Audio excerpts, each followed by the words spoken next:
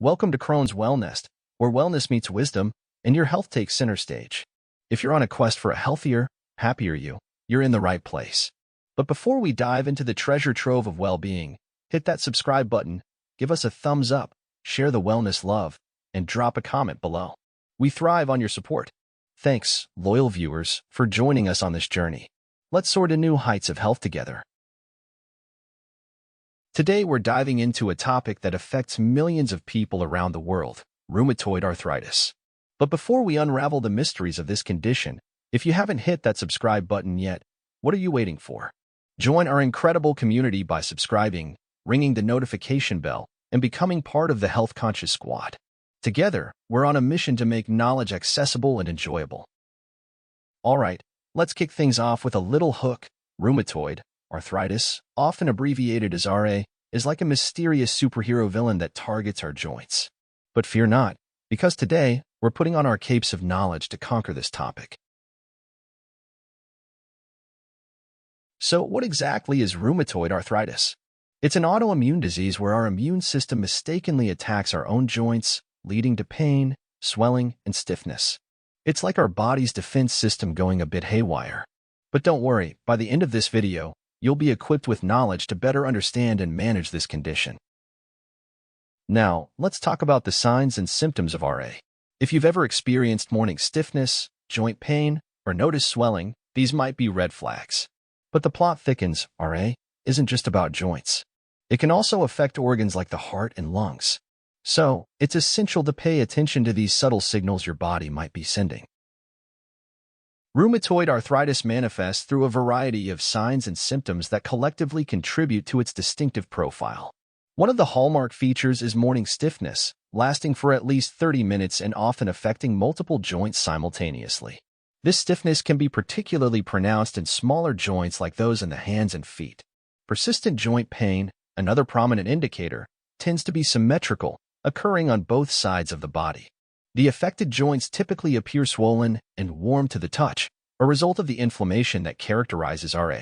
Beyond joints, individuals with RA may experience fatigue, a pervasive sense of tiredness that is not solely attributable to physical exertion. Furthermore, RA can affect the entire body, with symptoms such as fever and unintended weight loss occurring in some cases. As the disease progresses, joint deformities may develop, contributing to a reduction in mobility and functionality. Recognizing these signs and symptoms is crucial for early diagnosis and effective management of rheumatoid arthritis. If you or someone you know is experiencing these indicators, seeking medical attention for a comprehensive evaluation is essential for timely intervention and improved quality of life. Rheumatoid arthritis can be mild, moderate, or severe, and symptoms vary from person to person. There's no exact timeline for the progression of RA. Without effective treatment, the condition tends to worsen over time, progressing through specific stages. But many new treatments have been effective at slowing RA disease progression. If your treatment slows the progression of RA, this can help you manage the disease effectively and take care of your health. As RA progresses, the body changes. Some changes you can see and feel, while others you cannot. Each stage of RA comes with different treatment goals. Stage 1. Early RA. This initial stage is characterized by the inflammation of the synovium, the lining of the joint. Early symptoms may include joint pain, swelling, and morning stiffness. The inflammation is usually localized to a few joints, and at this point, diagnostic tests may not definitively confirm RA. However, it is crucial to identify and treat the disease early to prevent further progression. Stage 2. Moderate RA. As RA progresses to the second stage, the inflammation becomes more pronounced, affecting a greater number of joints. Joint damage begins to occur, leading to the erosion of cartilage and bone.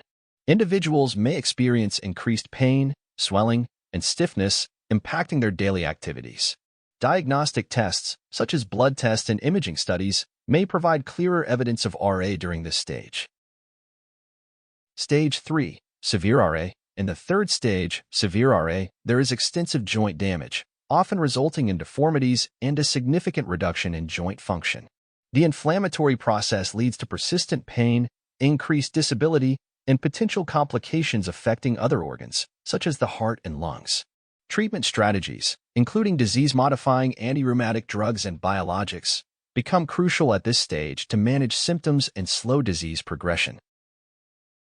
Stage 4. End-stage RA. The final stage represents an advanced state of the disease, with extensive joint destruction and severe disability. Joint deformities become more pronounced, impacting the individual's ability to perform daily activities. At this stage, the focus may shift toward managing symptoms, improving quality of life, and considering surgical interventions such as joint replacement to address severe joint damage. It's important to note that not everyone with RA progresses through all 4 stages, and the rate of progression can vary among individuals.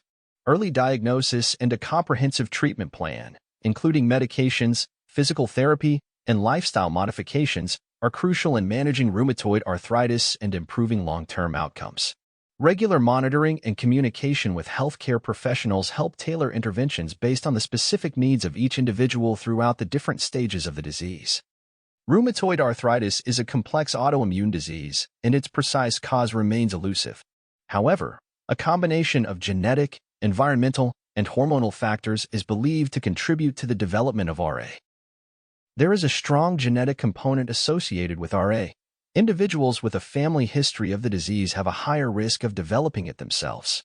Certain genetic markers, such as the HLA-DRB1 gene, are known to be associated with an increased susceptibility to RA. However, having these genetic markers doesn't guarantee the development of the disease, indicating that other factors play a role. Autoimmune response. RA is fundamentally an autoimmune disease, meaning the immune system mistakenly attacks the body's own tissues.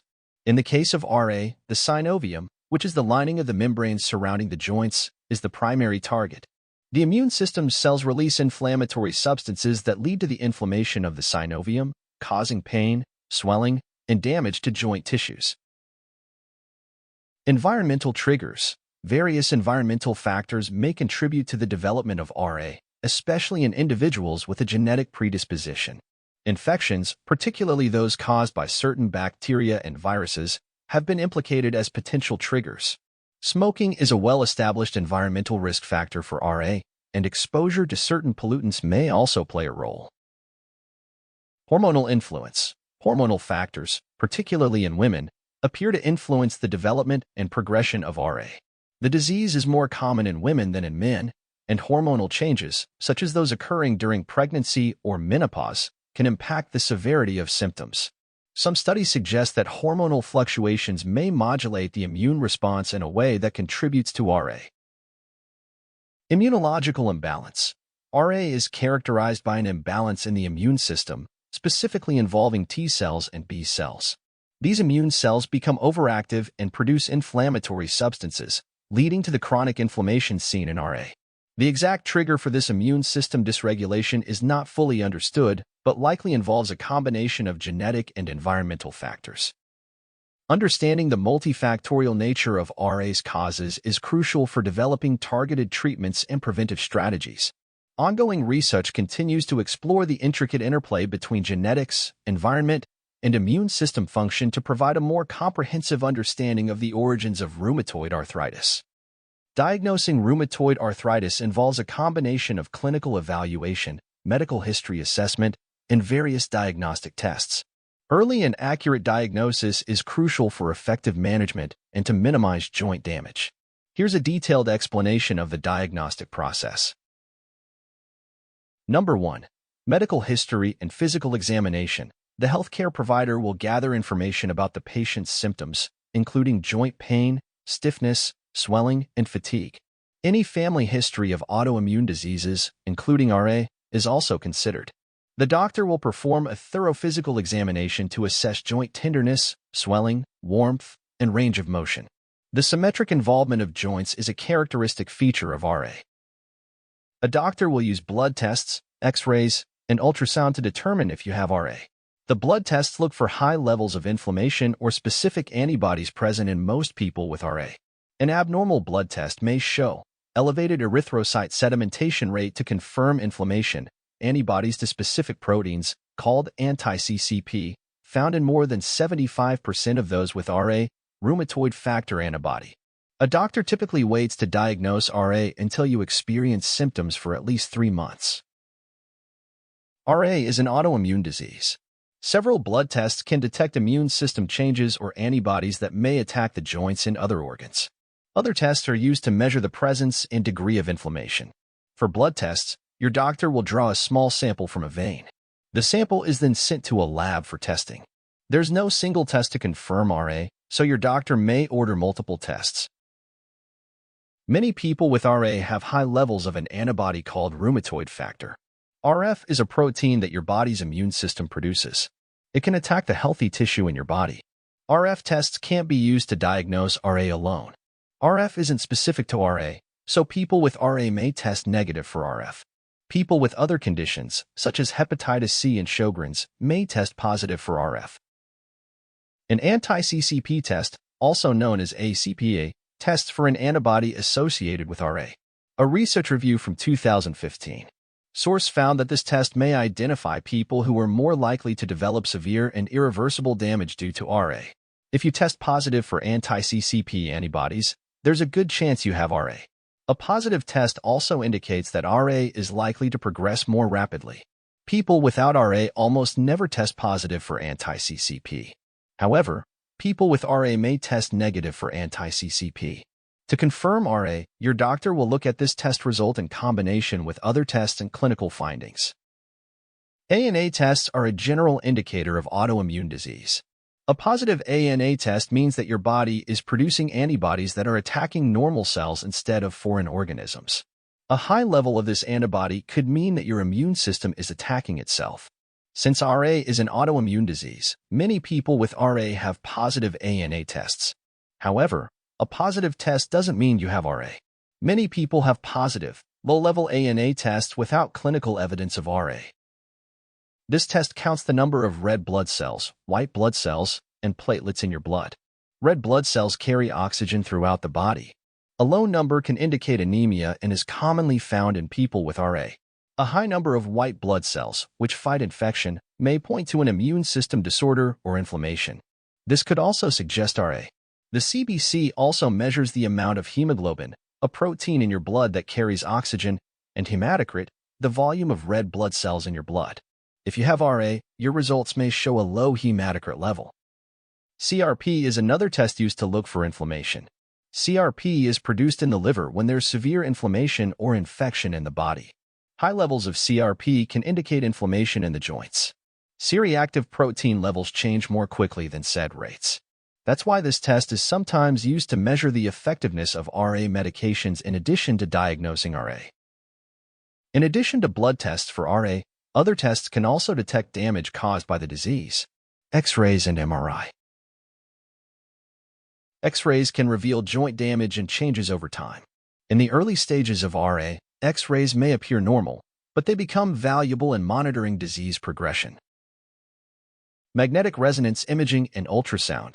These imaging techniques provide more detailed pictures of the joints and surrounding tissues. They can help detect inflammation and joint damage in the early stages of RA.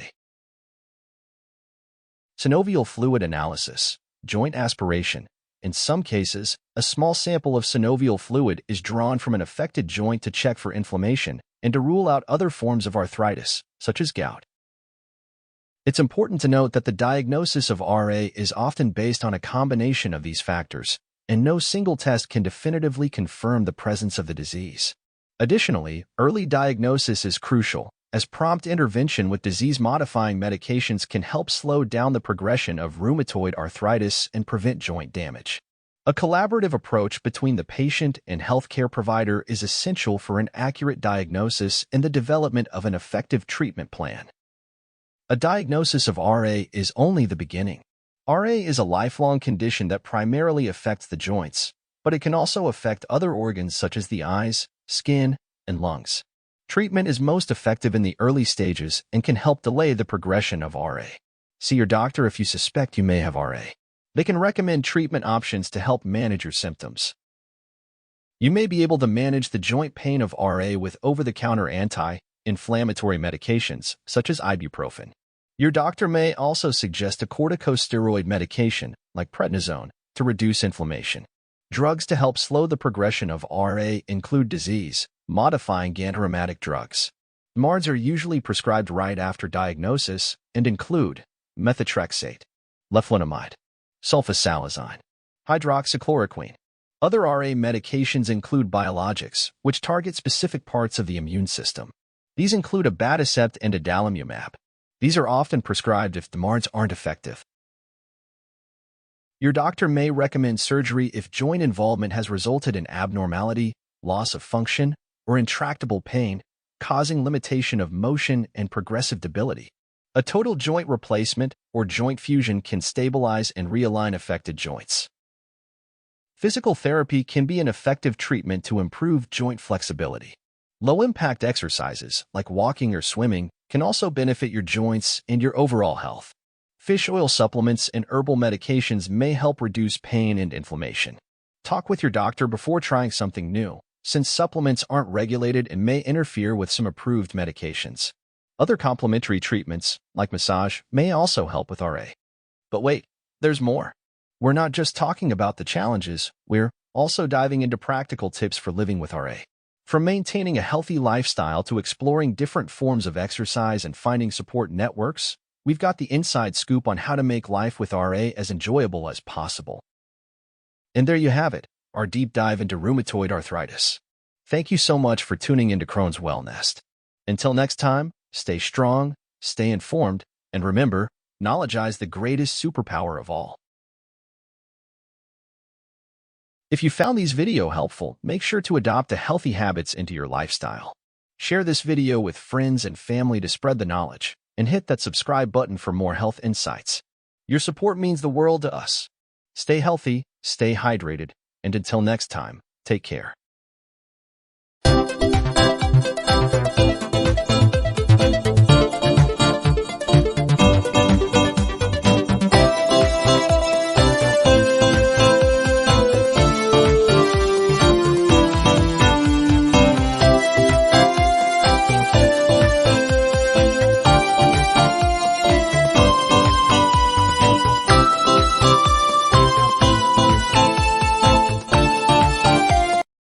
Thanks for watching. Subscribe, and see you in the next video.